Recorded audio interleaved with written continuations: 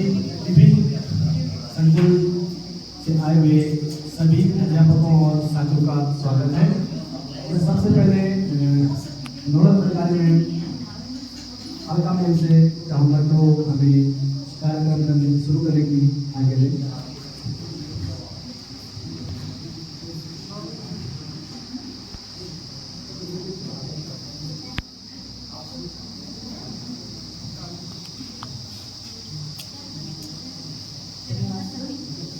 आप सभी गुरुजनों का हमारे रियासी प्रांगण में मंदिर में आप सभी का स्वागत। और बड़ी अच्छी बात है कि आज तक सामाजिक विज्ञान थोड़ा सा विकसित ही रहता था। आज शायद ब्लॉक में पहली बार और प्रौढ़ में पहली बार सामाजिक विज्ञान महोत्सव मनाया जा रहा है।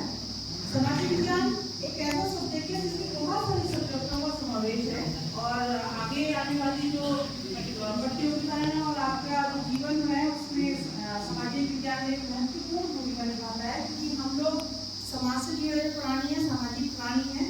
तो सामाजिक विषय में जो इतिहास, भूगोल, अर्थशास्त्र, सामाजिक विज्ञान, तो समाजशास्त्र और इससे रिलेटेड इतने सारे विषय हैं जो सामाजिक विज्ञान के अंदर समाहित है।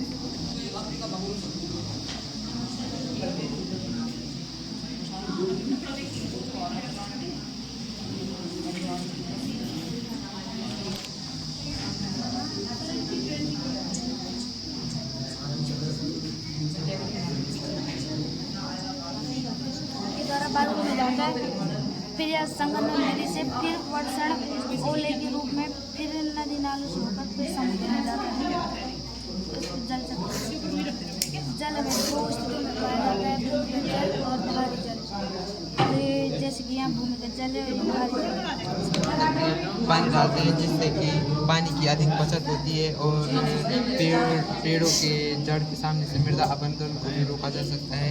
इससे काफ़ी सारे फायदे होते हैं, जैसे कि हम पानी की बचत कर सकते हैं और हम इसे किसी खाली जगह पर लगाकर भी छोड़ सकते हैं। गर्मियों में हमें ज़्यादातर बार बार पानी डालना पड़ता है पौधों में, जो कि संभव नहीं हो पाता, इसलिए हम इसका प्रयोग करके पौधों की जड़ों के सामने एक पाइप द्वारा बूंद बूंद करके पानी का बहाव कर सकते हैं। यहाँ से ये फैक्ट्री है और सर ये जैसे गाड़ी है तो सर ये प्रदूषण करते हैं। और जैसे सर हमारे देश में सर ग्लोबल वार्मिंग पूरे विश्व में सर एक नया प्रश्न बन चुका है।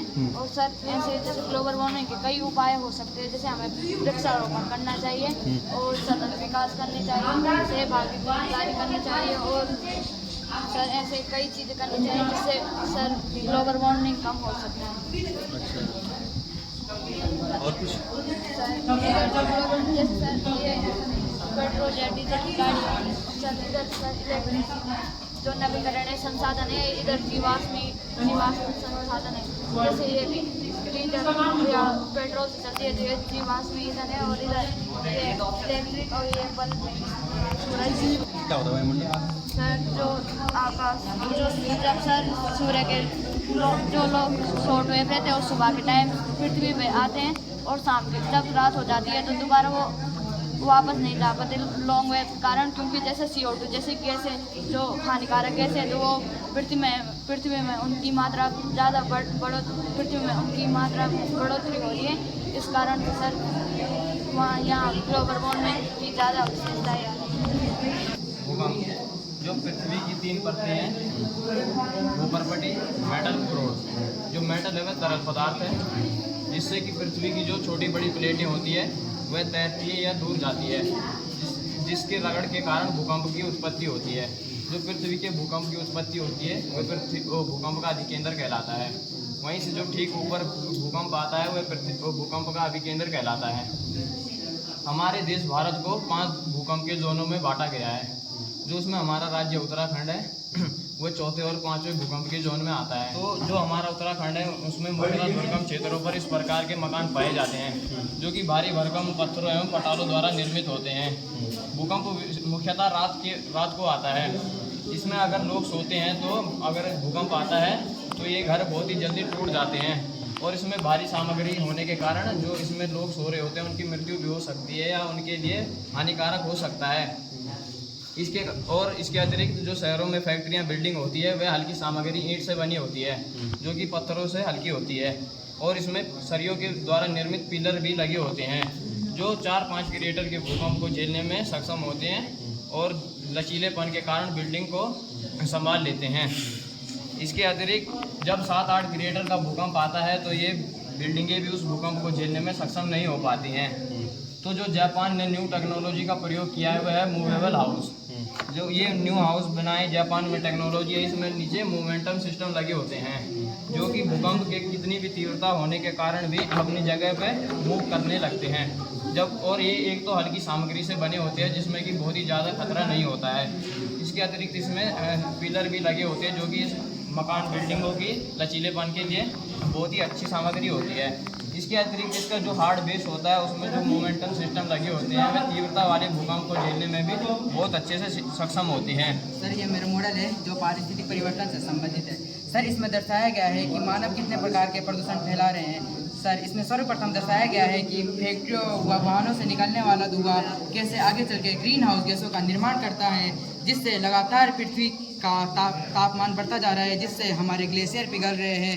ग्रीन हाउस गैसों में nitrous, methane, chlorofluorocarbon, carbon monoxide, carbon dioxide आदि शामिल है, जिससे हमारे ग्लेशियर लगातार पिघलते जा रहे हैं और समुद्र का स्तर लगातार बढ़ता जा रहा है, जिससे तटीय द्वीपों व तटीय राज्यों का डूबने का खतरा लगातार बना हुआ है। उसके बाद इसमें दर्शाया गया है कि कैसे घरों का व उद्योगों का अपशिष्ट कचरा ऐसी ही नदियों में छोड़ दिया जाता है, जिससे जल प्रदूषण होता है। इसमें दर्शाया गया है कि जल प्रदूषण के कारण ना वो जल पीने योग्य रहता है और ना ही किसी और काम में आता है। फिर उसके बाद इसमें दर्शाया गया है कि कैसे वाहनों अत्यधिक जनसंख्या के बढ़ने के कारण लगातार वाहनों का ज़्यादा से ज़्यादा उपयोग हो रहा है, जिस कारण ध्वनि प्रदूषण होता है जो बहुत ही हानिकारक होता है। इसमें बताया गया है कि हमको ज़्यादा से ज़्यादा नवीकरणीय ऊर्जा का प्रयोग करना चाहिए, जिसमें सौर ऊर्जा, ज्वारीय ऊर्जा और पवन ऊर्जा शामिल है, क्योंकि वह ना तो हानिकारक होती है और ना ही कभी समाप्त होती है। और हमको ऐसे ईंधन का प्रयोग करना चाहिए जिससे कोई धुआं ना हो, जैसे CNG और LPG। कैसे अपनी आवाज़ उठा सकते हैं, कहाँ अपनी रिपोर्ट दर्ज करनी हमें। फिर अगला है चुनाव में मतदान करना। अगर हम चुनाव सही देंगे, अपना प्रतिनिधित्व चुनेंगे, वो तभी ये मतलब अच्छी सरकार चुनेंगे तो अच्छा विकास कर पाएगा, देश का सबका अच्छा विकास कर पाएगा। फिर अगला आता है कानून का पालन करना। कानून का सही से पालन करें। संविधान ये कहता है कि हमारी आज़ादी वहीं तक सीमित है जहाँ तक किसी की आज़ादी को क्षति ना पहुँचाए, तो हमें कानून के दायरे में काम करना चाहिए, कानून का उल्लंघन नहीं करना चाहिए। फिर अगली आर्टिकल ये वाली दूसरों के हित में काम करना। हम कोई भी काम कर रहे हैं अपनी भलाई के लिए कर रहे हैं, लेकिन ऐसा नहीं देख रहे कि हम किसी की बुराई कर रहे हैं, हम किसी के हित में नहीं कर रहे। तो हमें दूसरों के हित में भी करना है, अपने हित में भी करना है, जिससे दूसरों का भला हो, हमारा भला।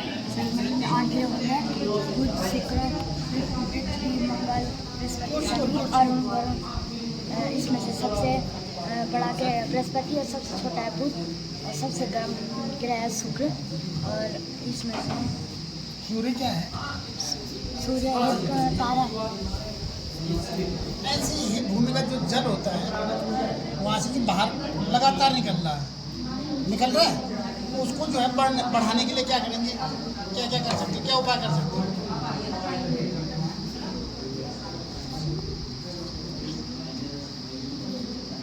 जैसे पेड़ पौधे लगा सकते हो ना, पेड़ पौधे लगाओ, जहाँ पेड़ पौधे ज़्यादा होंगे वहाँ वर्षा ज़्यादा होगी, है नी। जब वर्षा ज़्यादा होगी तो फिर भूमिगत जल बढ़ेगा, है नी। खाल चाल बना सकते हो, तो पानी जो है रिलीज करके अंदर जाएगा, फिर वो पानी जो है जल स्तर ऊपर बढ़ेगा। पावर हाउस से पावर पंप में जाएगा, वो पंप ग्राउंड वाटर को ऊपर लाएगा और टैंक में छोड़ देगा। टैंक से ये ग्राउंड वाटर सिंचाई के लिए उपयोग होगा। वन्यजीव संरक्षण। वन्यजीव हमारे जंगलों में पाए जाने वाले वनों के जीवों को कहा जाता है। जो वन्यजीव होते हैं, पहले तो हमारे पास उपयुक्त मात्रा में अनाज नहीं होता था। वर्तमान में मनुष्य के पास अनाज उपयुक्त मात्रा में है, किंतु वे तभी भी वन्य जीवों को मारने को शिकार करने के लिए बहुत ही उस भाव से, खाने के भाव से, मीट खाने के भाव से मारता है। और वन्य जीवों को मारना एक कानूनन जुर्म भी है। वायुमंडल की किस परत में मौसम संबंधी घटनाएं घटित होती हैं? सही उत्तर। वायुमंडल की किस पद का उपयोग हवाई जहाज उड़ाने के लिए किया जाता है? सही उत्तर। एटलस पर्वत श्रृंखला किस महाद्वीप में स्थित है? एटलस पर्वत श्रृंखला। सही उत्तर। पहला प्रश्न, हॉर्टिकल्चर का संबंध फूलों के उत्पादन से है, सेरिकल्चर का संबंध रेशम उत्पादन से है, तो विटीकल्चर का संबंध किसके उत्पादन से है? सही उत्तर। चौथा प्रश्न है, अमेजन नदी दक्षिण अमेरिका में बहती है, नील नदी अफ्रीका में बहती है, तो ब्रह्मपुत्र नदी को तिब्बत में किस नाम से जाना जाता है? सांगो नदी। सही उत्तर।